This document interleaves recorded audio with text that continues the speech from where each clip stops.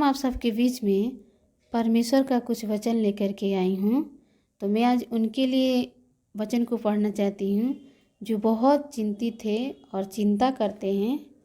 तो परमेश्वर का वचन कहता है कि तुम अपनी आयु में एक घड़ी भी बढ़ा सकते हो।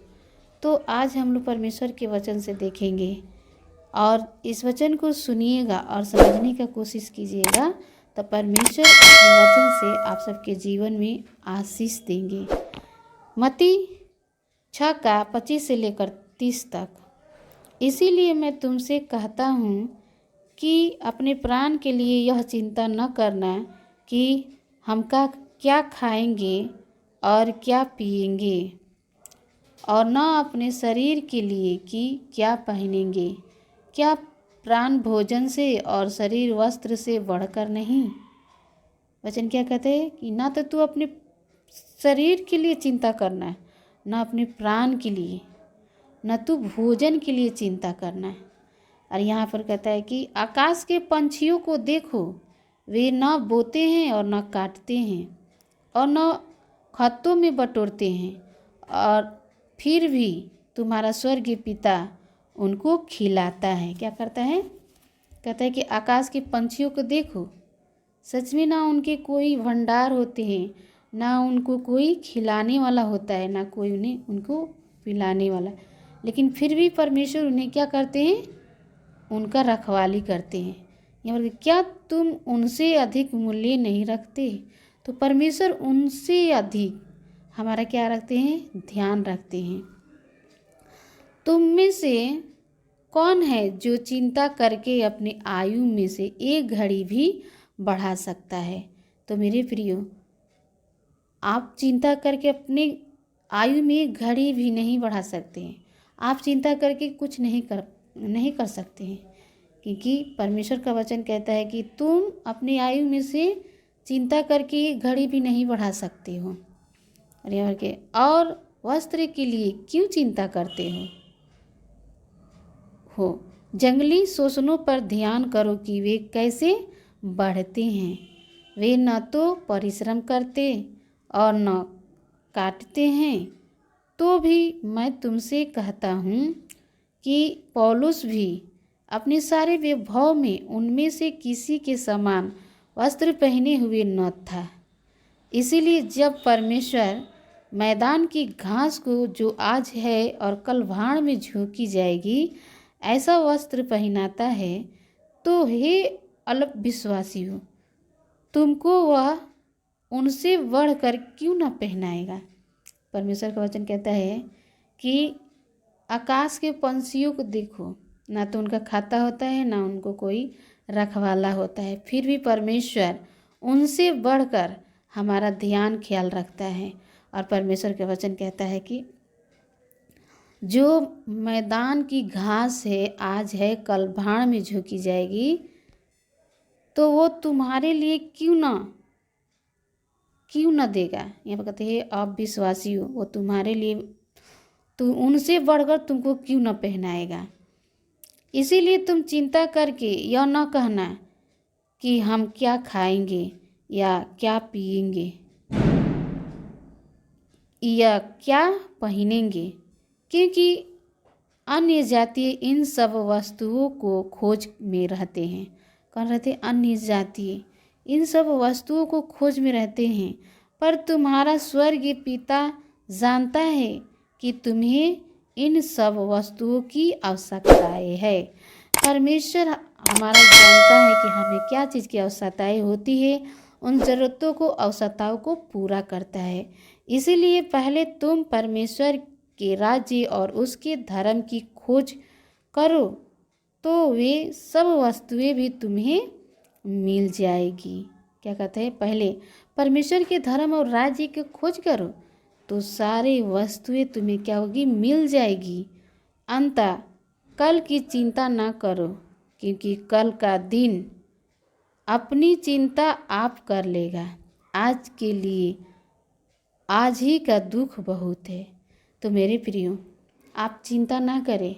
आपके जीवन में जो परेशानी है, जो समस्या है, जो दिक्कतें हैं, उसको आप परमेश्वर पर छोड़ दीजिए, क्योंकि परमेश्वर को उसका ध्यान है।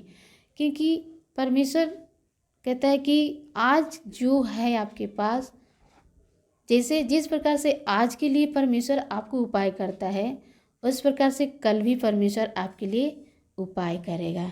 तो सारे चिंता को परमेश्वर पर छोड़ दीजिए, क्योंकि परमेश्वर को आपको ध्यान है। तो आइए एक और वचन देखेंगे, मत्ती 7 का 7 से लेकर 12 तक। मांगो तो तुम्हें दिया जाएगा, ढूंढो तो तुम पाओगे, खटखटाओ तो तुम्हारे लिए खोला जाएगा। क्योंकि जो कोई मांगता है उसे मिलता है, और जो ढूंढता है वह पाता है, और जो खटखटाता है उसके लिए खोला जाएगा। तो मेरे प्रिय, जबकि हमारे जो बच्चे होते हैं वो हमसे कुछ मांगते हैं, तो हमें पता होता है, मालूम होता है कि हमारे बच्चों को इस चीज़ की आवश्यकताएं है, ज़रूरतें हैं। तो हम क्या करते हैं, अपने बच्चों की आवश्यकताएं को पूरा करते हैं। उसी प्रकार हमारा परमेश्वर है जो स्वर्ग में है, हमारी उन बातों को जानता है, उन चिंताओं को जानता है, उन ज़रूरतों आवश्यकताओं को जानता है। जब हम परमेश्वर से मांगते हैं तब हमें परमेश्वर क्या करते हैं, उन बातों को पूरा करते हैं, हमें देते हैं। और यहाँ पे, तुम में से ऐसा कौन मनुष्य है कि यदि उसका पुत्र उससे रोटी मांगे तो वह उसे पत्थर दे, या मछली मांगे तो उसे सांप दे।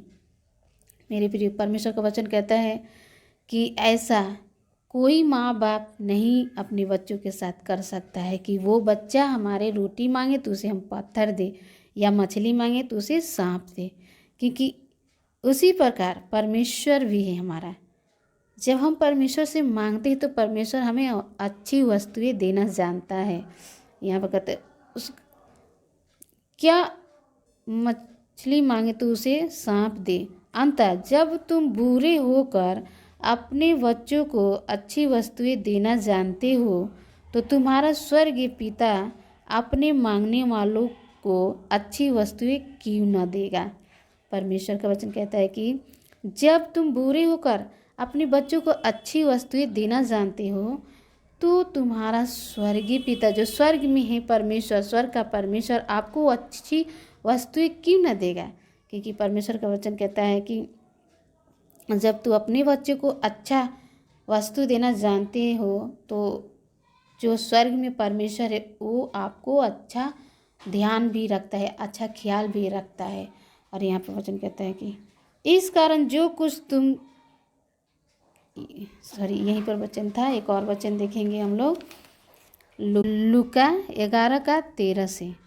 अंततः जब तुम बुरे होकर अपने बच्चों को अच्छी वस्तुएं देना जानते हो, तो तुम्हारा स्वर्गीय पिता अपने मांगने वालों को पवित्र आत्मा क्यों न देगा। यहाँ पर वचन कहता है मांगने वालों को क्यों नहीं देगा। क्योंकि जब हमारा जो बच्चे होते हैं, आपका जो बच्चे होते हैं, आपका बच्चे आते हैं और आपसे कहते हैं कि मम्मी पापा हमें इतना पैसा चाहिए, ये इस बात का हमें आवश्यकता है, ज़रूरतें है, तो हम क्या करते हैं, अपने बच्चों को देते हैं। उसी प्रकार परमेश्वर पिता जो स्वर्ग में है वो हमारा परमेश्वर है, वो हमारा पिता है। जब हमें आवश्यकताएं होती है, ज़रूरतें होती है, या आशीष की ज़रूरतें है, या चंगाई चाहिए, जो भी आपको आवश्यकता होती है वो परमेश्वर पिता से जब आप मांगते हैं तो परमेश्वर हमें और आपको देते हैं। तो इस प्रकार से हमें, मेरे प्रिय भाई बहनों, अपनी चिंताओं से निराश नहीं होना है, नहीं दुखित होना है, न सुखित होना है। सबसे ज़रूरी है कि परमेश्वर के पास आपको जाना है, परमेश्वर से प्रार्थना करना है और मांगना है, तो सारी चिंताएं दूर हो जाएगी। क्योंकि परमेश्वर के वचन कहते हैं कि तुम अपना सारा बोझ मुझ पर डाल दो, मुझे उसका ध्यान है। तो आपकी हर एक चिंताओं को परमेश्वर का ध्यान है, आपकी हर एक ज़रूरतों को परमेश्वर का ध्यान है। सिर्फ आपको क्या करना है, परमेश्वर के पास जाना है और परमेश्वर से प्रार्थना करना है, घुटना में बैठना है, प्रार्थना करना है, मांगना है। आपकी सारी चिंताओं को दूर करेगा परमेश्वर, आपकी सारी परेशानी को, समस्या को दूर करेगा परमेश्वर। तो परमेश्वर अपने वचन से आप सबको आशीष दे। और मैं जो मेरे चैनल पर नए हैं, मेरे चैनल को सब्सक्राइब कर लीजिए, लाइक कमेंट शेयर कीजिए, ताकि मैं हर रोज़ आप सबके बीच में परमेश्वर का वचन लेकर के आती रहूँ और परमेश्वर आप सबको आशीषित करते रहें। सबको जय मसीह की।